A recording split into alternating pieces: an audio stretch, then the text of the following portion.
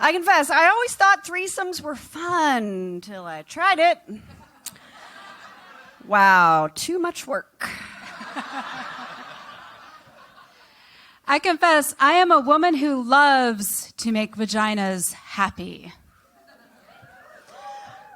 I confess, I bought my 14-year-old daughter a vibrator. Yep. I opened my Amazon account and I told her her budget. Then, it's important. Then I told her when the box shows up, I just put it in her room. Teach women to orgasm / masturbate. It is important.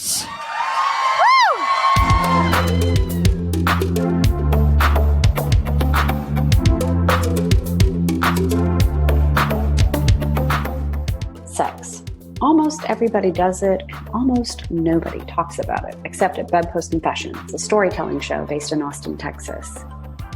Whether the stories are funny, informative, political, or completely personal, the anonymous confessions from the audience are the stars of every show. Welcome to the Bedpost Confessions podcast. I'm Bedpost producer Sadie Smythe. This week, along with the story, we want to continue to offer support to our Bedpost Confessions family. So please check the show notes for opportunities to shop, contribute, or celebrate those we love. Kelly Marshall first appeared on the Bedpost stage 9 years ago with a work of lesbian fiction. Many years and a gender transition later, we welcome Kelly back to the Bedpost stage to tell a nonfiction story. Kelly is a yoga therapist, mindfulness coach, and a staff writer for Spectrum South, an online publication dubbed the Queer Voice of the South. Here's Kelly as they tackle the complexities of gay dating as a transmasculine individual in Very Low to Zero. One note before we hear Kelly's story. All Bedpost storytelling productions are made accessible to deaf audience members by the fantastic interpreters from Soul Illumination. Though the interpreters are there to serve the deaf, they enthrall the entire crowd with their beautiful expressions of American Sign Language. If you hear a roar of laughter and don't understand why, the interpreter may have stolen the show for a minute. Here is Kelly Marshall.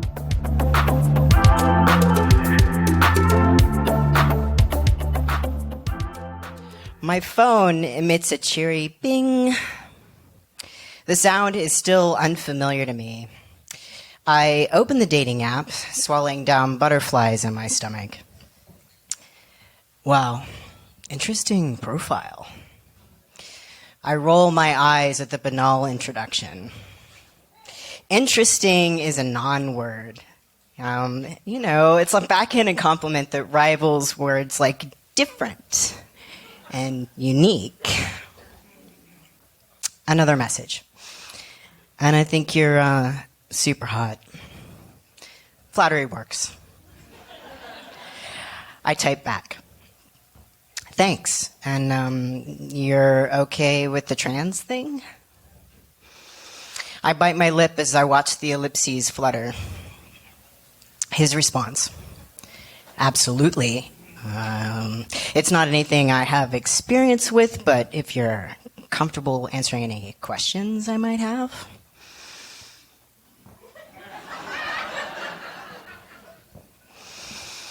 I sigh and revisit his pictures. You have to think about it, maybe it's worth it. He's a dancer. The pictures show him smiling with friends, working with kids. His lean, muscular frame makes my mouth water. I spend a moment studying his face picture. He has warm, kind eyes. I reply, sure, shoot. I select the smiling emoji with the placating closed eyes and the blushing cheeks. What follows is a conversation about sexual proclivities, anatomy, and finally masturbation habits that devolves into sexting. After a while, we end our conversation, and we end up chatting on the app the next day. And the day after that, and the day after that. Finally, we move to texting, and then we talk on the phone. His voice is rich, deep, and slow. His laugh is rare, but surprisingly high and boyish, a yip of pleasure at my gallows humor and sarcastic barbs. We bond over both being Scorpios. Any Scorpio representation in the house? There we go. I'm in good company. After the phone call, we set up a date to meet. This is the first time I can remember being excited to meet someone since my divorce.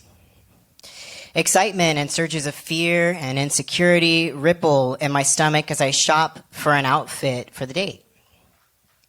I buy eye makeup for the first time in over 10 years. Yeah, it's just to test him with some gender fuckery. Because, if he can't handle eyeshadow, he can fuck off. It's just eyeshadow.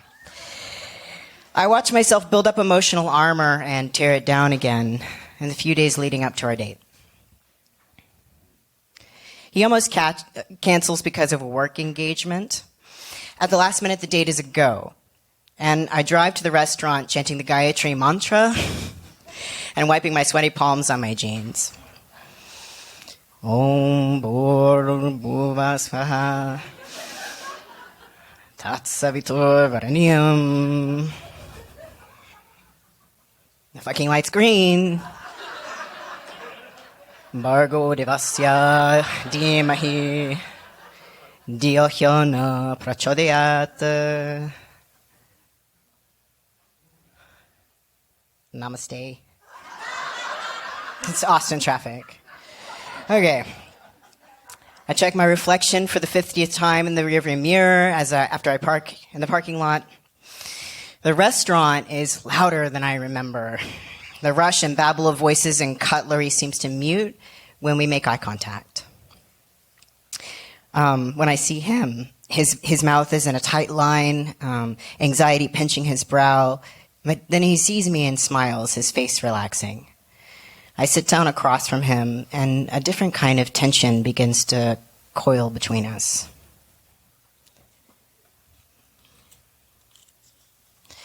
We talk about work, travel, past relationships, our childhoods, trading the synopses of our lives up till now. Dinner winds down, and he tenses as we talk about music. He mentions a playlist he's working on for an upcoming show. Do you want to hear it? He asked me. Sure, sounds great.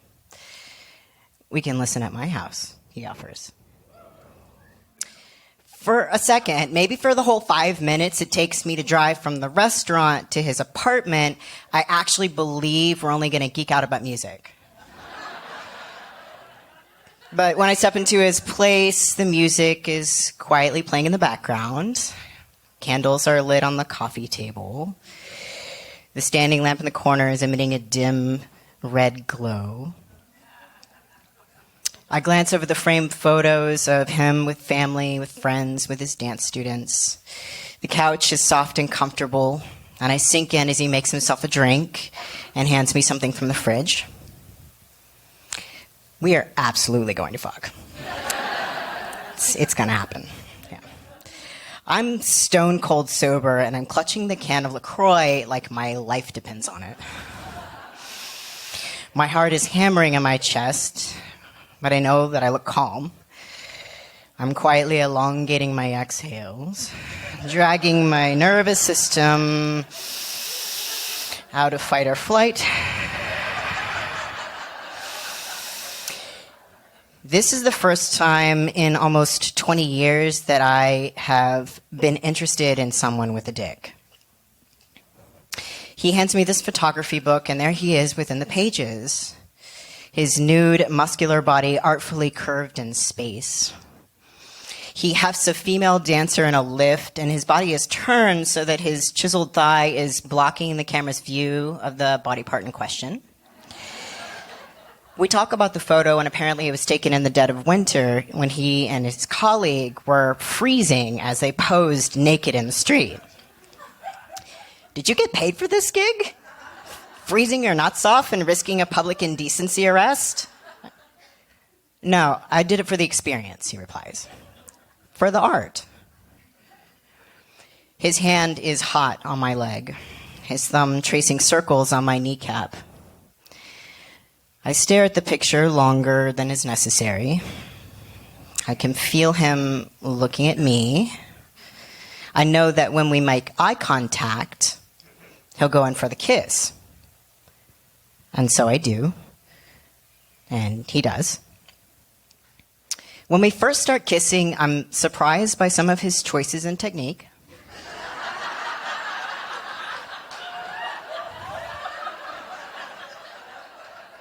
For example,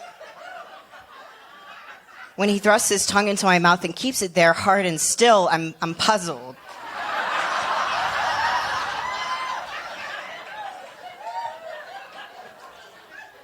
His kissing is not fucking.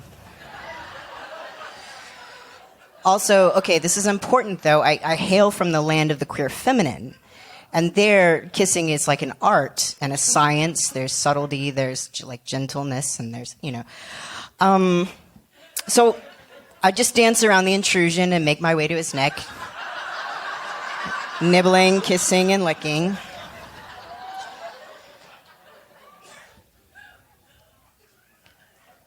But I can feel his erection beginning to press through his shorts and against my body as I straddle him.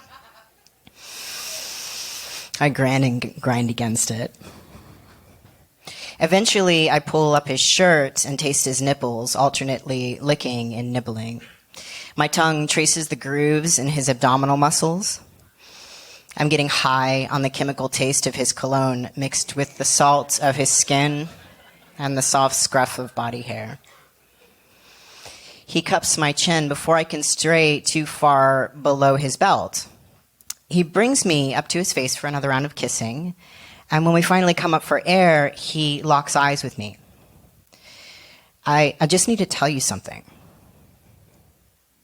I sit back. Oh, okay. I'm undetectable, he says. My brain starts to doggy paddle through the thick tide of arousal to like a fragile sandbar of critical thoughts. What does he mean? Oh, he's HIV positive. Wait. Why didn't he disclose this to me when we were talking about my transgender genitals earlier? Since most of my sexual history has been in queer assigned female at birth company, the extent of my HIV education was from a sex ed assembly. It was abstinence only because Texas education, great job. But this was in middle school in the 90s. This is what I'm working with. And it's now as expired as my status and identity as a lesbian. It's case in point, this deliciously hard dick pressed against me. I'm so I'm scraping the edges of my recollection. Body fluids, no blood, okay. Open wounds, no needles. Ass fucking, I'm completely out of my depth. We haven't even talked about other STIs at all. Do I have any cuts or microabrasions on my mouth? I don't think so. Does it matter? I don't know. Not enough information. Thank you for telling me, I say gently. We're quiet as we lock eyes. My gears are still turning. I'm not on PrEP, I tell him, but I go to the Kind Clinic for my gender care, and it's free there, so all I have to do is set up an appointment and just get a prescription. Oh, okay. His voice is surprised, relieved. Did he just think I was going to get up and leave? To accost him or shame him? His surprise and relief surprises me. Let's just keep it chill till then, I say. So this is code for everything but penetration. But at the same time, I can't remember the risk for oral. And it's frustrating me. But then to admit my ignorance is to admit to him that the last time that I had a dick anywhere near me, I was barely an adult. I don't want to put that on him or kill the mood. I just want to have fun. He's made it a personal challenge to give me oral, which is strange, weird flex. I mean, I'm not going to complain, you know. He's disclosed that it's been at least 20 years for him since he's interacted with anything even remotely resembling a pussy. I'm relieved that we're on the same page. It comforts me to take the lead. I tell him not to conceptualize my genitals that way, because I don't, not when I'm getting head at least. I tell him to treat my engorged clit like a tiny cock and just to conceptualize it that way.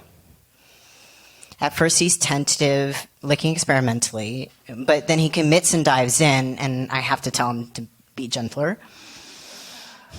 I lean on the arm of the couch as my eyes roll back, and I can feel electricity traveling from my cock to my toes. I glance over my shoulder at his cock just to see how he's doing. He's still rock hard, and I'm relieved.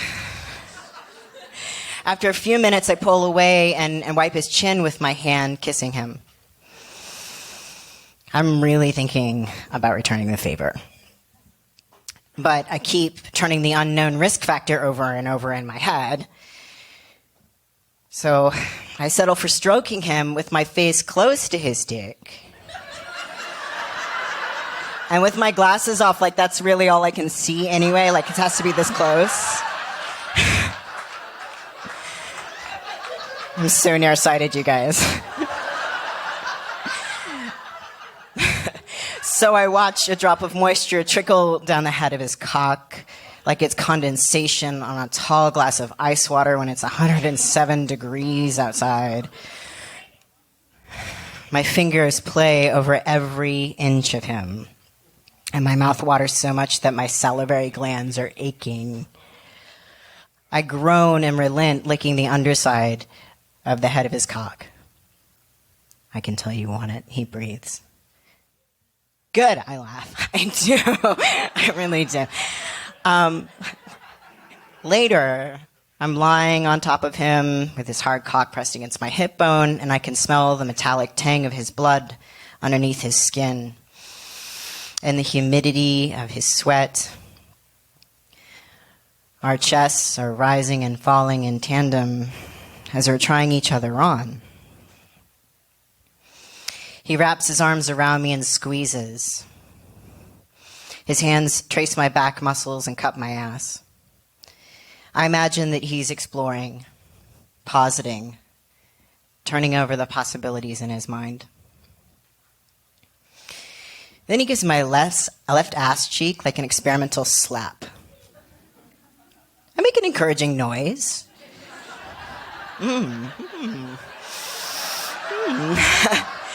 And he slaps just like only a tiny bit harder.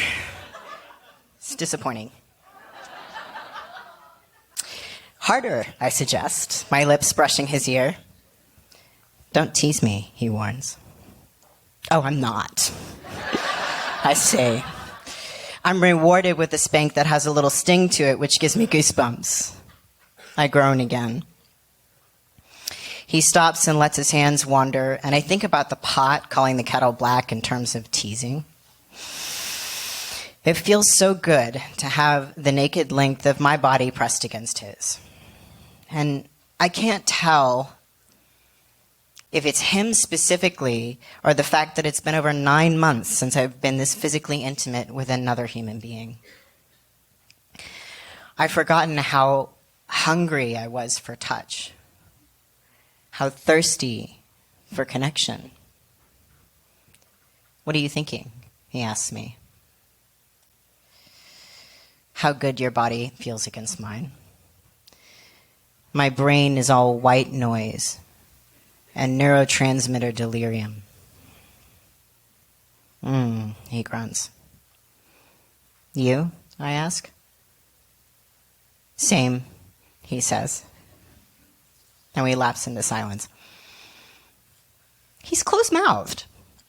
But I also know from the fact that his dick is still stiff and heavy against my body that his capacity for deep thought right now is probably pretty limited.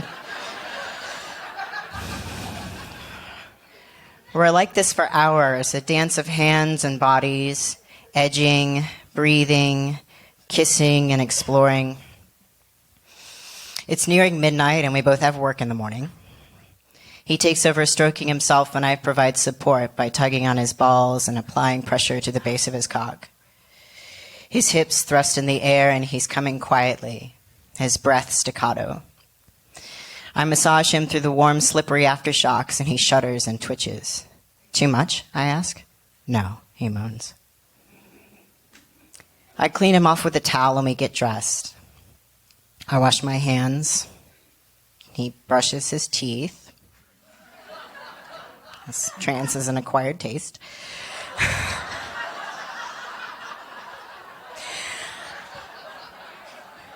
Later that night, I'm researching HIV on the internet, and I'm kicking myself. There it is in black and white. Oral sex, positive status, undetectable blood viral load. Risk of transmission, very low to 0. Damn it! Moral of the story, undetectable equals untransmittable. Thank you so much.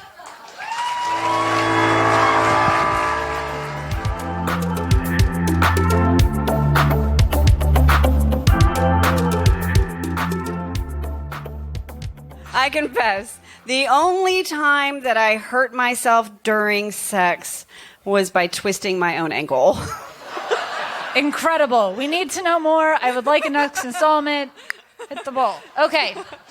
I have 5 in a row that are all about weird locations, so we're just going to get right down to it. I confess, I had sex in the great outdoors twice with 2 different men. I may have a new fetish for the new outdoors.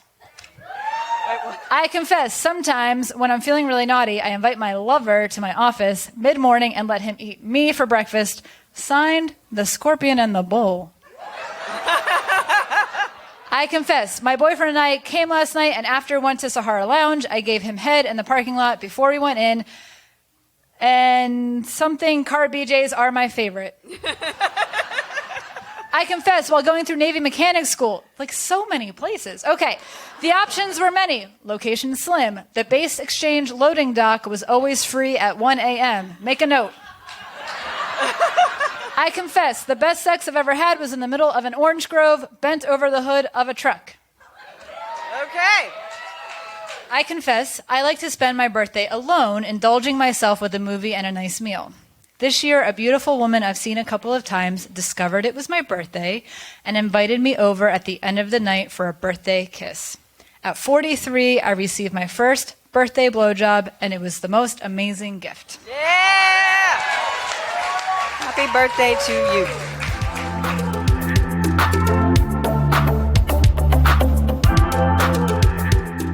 Bedpost Confessions is recorded in front of a live audience at the North Door in Austin, Texas.